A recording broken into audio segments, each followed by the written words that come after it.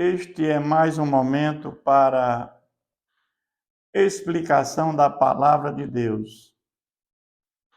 O texto base para nossa reflexão está em 1 Coríntios, capítulo 15. O tema que consideramos central para este capítulo: o corpo físico não poderá herdar o reino de Deus. Nós sabemos que o cristianismo ele está centrado no tripé: a morte de Jesus, o sepultamento de Jesus e a ressurreição de Jesus. Por que isso? Porque a cidade de Corinto era uma cidade que ficava na região da Grécia, e os gregos eles não acreditavam na ressurreição dos mortos. Quando Paulo funda a igreja de Corinto e fala na ressurreição dos mortos, isso para ele foi uma grande surpresa. Eles questionaram Paulo com relação a isto, porque eles acreditavam na imortalidade da alma, mas não acreditavam na ressurreição dos mortos. Mas nós vamos entender, meus irmãos, que no próprio Sinédrio era composto de saduceus e fariseus, e os saduceus normalmente eram que detinham o poder para ser o sumo sacerdote, aquele que entrava uma vez por ano no Santos dos Santos. Os saduceus não criam também em ressurreição, nem anjos, nem espíritos. Então, era um tema muito complexo. Mas Paulo ele vai expor que a ressurreição de Cristo é o penhor da nossa ressurreição. Nós, porque Cristo ressuscitou, nós também um dia ressuscitaremos. E Paulo vai explicar isso aqui nas Escrituras. Ele vai dizer: irmãos, venho lembrar-vos o evangelho que vos anunciei, o qual recebeste e no qual ainda perseverais. Ou seja, o evangelho que Paulo anunciou é aquele que Cristo morreu, foi sepultado e ressuscitou. Por que sepultado? Porque, para ficar claro que ele ressuscitou dentre os mortos. Por ele também sois salvos, se retiverdes a palavra tal como vos preguei. Ele está dizendo que sois salvos se retiverdes a palavra, se você aprendeu a palavra e você perseverou. Porque a salvação se dá pela fé em Jesus Cristo. Nós sabemos que a palavra de Deus ela é a precursora para que o Espírito Santo faça a obra regeneradora. E uma vez que nós recebemos o Espírito de Deus, nós temos agora a capacidade de arrependimento e fé.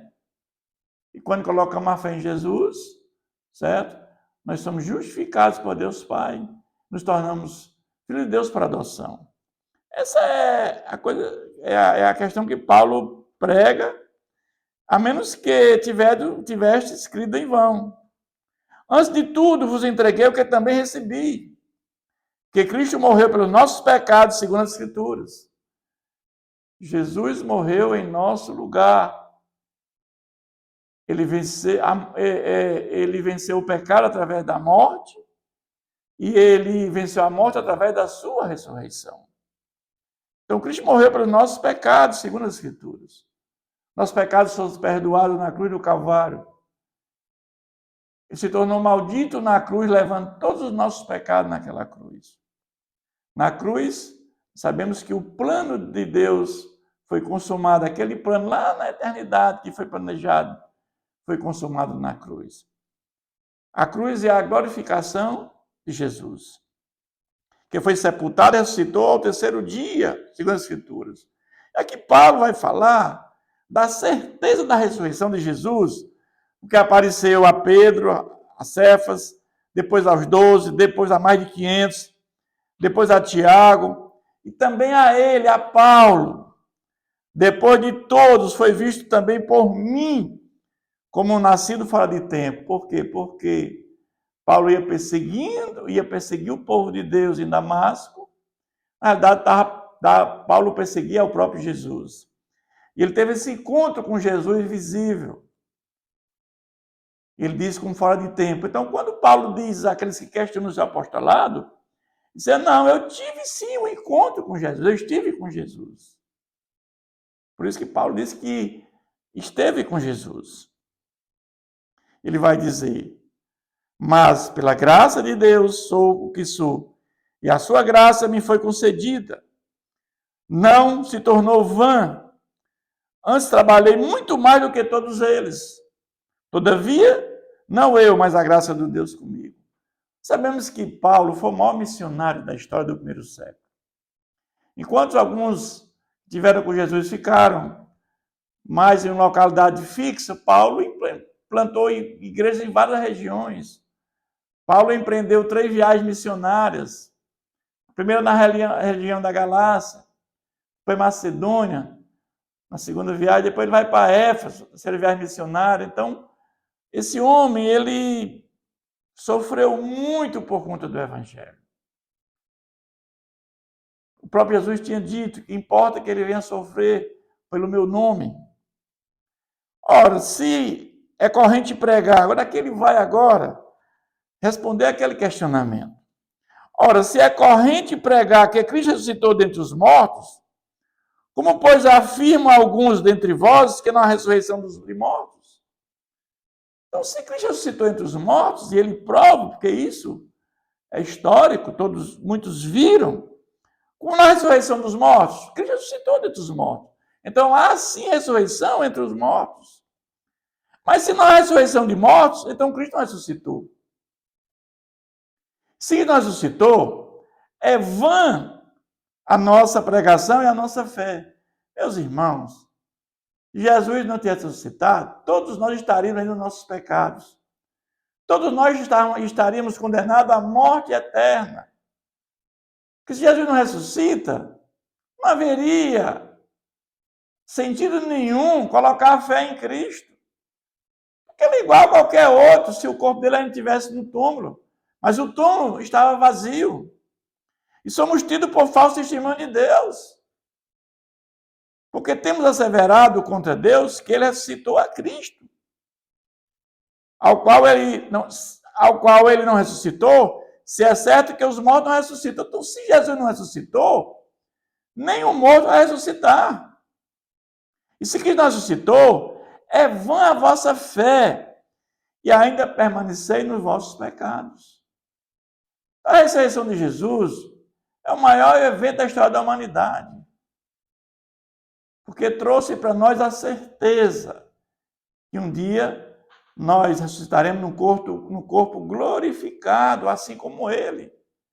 Jesus está hoje lá no céu com o corpo humano glorificado. E também um corpo de Cristo em duas naturezas, humana e divina, um corpo divino. Se a nossa esperança em Cristo se limita apenas a esta vida, somos o mais infeliz de todos os homens, porque não teríamos a vida eterna. A ressurreição de Jesus nos dá essa certeza. Aqueles que perseveram até o fim, aqueles regenerados, justificados, que hoje fazem parte da família de Deus, estarão um dia com Jesus por toda a eternidade, num corpo glorificado. Mas ele vai dizer agora, Cristo é a primícia dos que dormem. Mas, de fato, Cristo ressuscitou dentre os mortos, sendo ele as primícias dos que dormem. Nós sabemos que lá no Antigo Testamento, tinha as 7 festas judaicas. Era a Páscoa, pães asmos, primícia, Pentecoste, trombetas, expiação e tabernáculo. Então, as primícias eram os primeiros frutos. Então, Jesus era os primeiros frutos, é por isso que dormem. Depois vinha a festa de Pentecostes. Então, Jesus ele vai vir na segunda vinda, visto que a morte veio por um homem, também por um homem veio a ressurreição dos mortos. Então, Jesus vai voltar pela segunda vez. E nós temos a certeza que ele vai colher os frutos, assim como em Pentecostes era a coisa dos frutos. Porque assim como em Adão todos morrem, assim também todos serão vivificados em Cristo. Então em Adão todos morreram, todos tiveram a morte eterna. Em Adão nós começamos a morrer biologicamente, mas em Cristo todos nós somos vivificados, porque o Espírito Santo que Ele nos enviou, Ele nos vivificou, nos deu. Nós agora nós não temos mais a morte espiritual, nós agora estamos ligados a Cristo, à união com Cristo. Cada um, porém, por sua própria ordem. Cristo, as primícias, depois os que são de Cristo, na sua segunda vinda. Então virá o fim quando Ele entregar o reino de Deus ao Pai, quando houver destruído todo o principado, bem como todo potestade e poder. Porque convém que Ele reine até que haja posto todos os inimigos debaixo dos pés. E o último inimigo a ser destruído é a morte. Meus irmãos, quando Jesus voltar pela segunda vez, no mesmo instante haverá o arrebatamento da igreja e a ressuscitação de todos os corpos. De todos os corpos. Aqueles que morreram em Cristo, Jesus volta com a alma daqueles que se salvaram. E aí haverá uma união da alma daqueles que voltam com Cristo para julgar os anjos caídos e os ímpios. E juntamente com o corpo glorificado estarão por toda a eternidade com Cristo. E aqueles que morreram sem Cristo já estão no lugar de sofrimento eterno. Juntamente com aqueles que na volta de Jesus irão ser lançados no lago de fogo, que é a segunda morte. E aí ele diz que o último inimigo a ser destruído é a morte. E a morte também será lançada no lago de fogo. E por que a morte será lançada no lago de fogo? Porque nesse lugar chamado lago de fogo é o sofrimento eterno. Ninguém mais terá a chance de arrependimento. Hoje nós temos juízo parcial de Deus. Ainda há a oportunidade de misericórdia. Hoje nós temos juízo parcial de Deus com mais misericórdia. Mas quando a última trombeta for tocada, não haverá mais nenhuma chance de salvação. E aqueles que estão no lugar de sofrimento eterno vão querer morrer e não pode, porque a morte vai ser lançada no lago de fogo. Porque todas as coisas sujeitou debaixo dos pés. E quando diz que todas as coisas estão sujeitas, certamente exclui aqueles de que tudo subordinou. Quando, porém, todas as coisas estiverem sujeitas, então o próprio Filho também sujeitará aquele que todas as coisas sujeitou, para que Deus seja tudo em todos.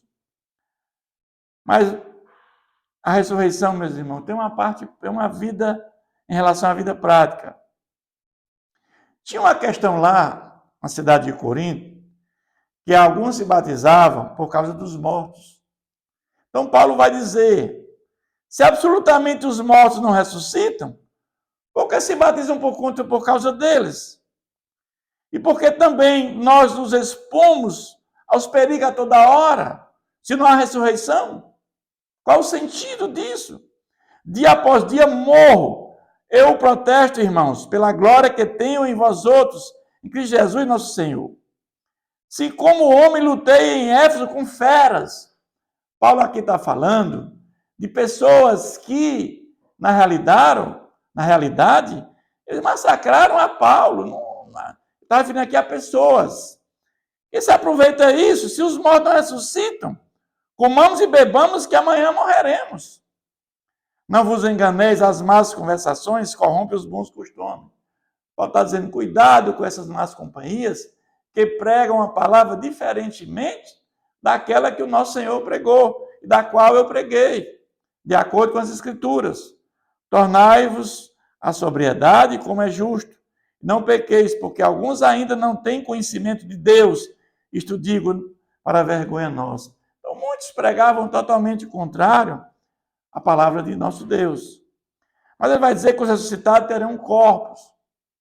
Ou seja, Paulo está dizendo que na ressurreição há-se um corpo glorificado. ele vai dizer, mas alguém dirá, como ressuscita os mortos?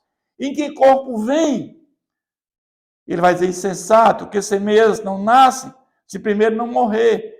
Ele vai agora dar uma analogia com plantas.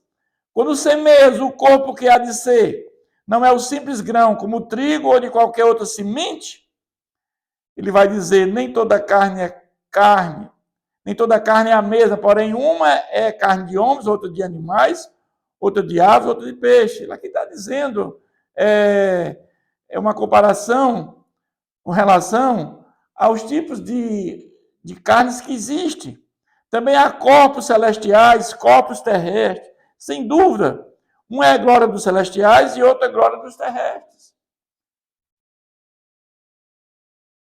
Um é a glória do sol, outra a glória da lua e outra das estrelas, porque até entre a estrela e entre a diferença de esplendor. Aqui eu entendo, meus irmãos, entendemos que Paulo está falando de galardão. Então, evidentemente que aqueles que fizeram mais, certo? Receberão mais. Então, no céu há um galardão. Assim como tem corpos celestiais e corpos terrestres, sem dúvida, um é a glória dos celestiais e outra dos terrestres. Um é a glória do sol, outro é a glória da lua, outra das estrelas, porque até uma estrela a diferença de esplendor. Então, aqui nós entendemos que é o galardão que ele está se referindo. Pois assim também a ressurreição dos mortos. Semeia o corpo na corrupção, ressuscita em corrupção. Semeia-se desonra, ressuscita-se em glória. Semeia em fraqueza, ressuscita-se em poder. Semeia em corpo natural, ressuscita em corpo espiritual. Se há corpo natural, também há corpo espiritual. Pois assim está escrito. O primeiro homem, Adão, foi alma vivente. O último Adão, porém, é alma vivificante. Aqui é a segurança que nós temos. Que vamos estar num corpo glorificado. Jesus, antes da sua ressurreição, Jesus ele estava no local e ele não passava para outro imediatamente. Quando Jesus ressuscita num corpo glorificado, ele estava com os apóstolos, de repente ele sumia, ultrapassava as paredes. Então ali é o corpo glorificado. Quando Jesus ressuscitou, já no corpo glorificado, ele assopra nos apóstolos e diz, recebeis o Espírito Santo. Os apóstolos já receberam o Espírito Santo já com Jesus ainda aqui na terra. Quando Jesus assopra sobre eles. Nós vamos entender a diferença com relação aos dons espirituais, o derramamento do Espírito Santo. Porque naquele dia do derramamento do Espírito Santo, dia de Pentecostes, ali é uma diferença grande porque ali você falava na sua língua e havia pessoas de vários locais que falavam línguas diferentes. E naquele momento você falava na sua língua e todos, embora falando em língua diferente, entendiam na língua de quem estava falando. Isso é o que diz ali em Atos. Né? Mas ele vai dizer, como foi o primeiro homem o terreno, tais são também os demais homens terrenos.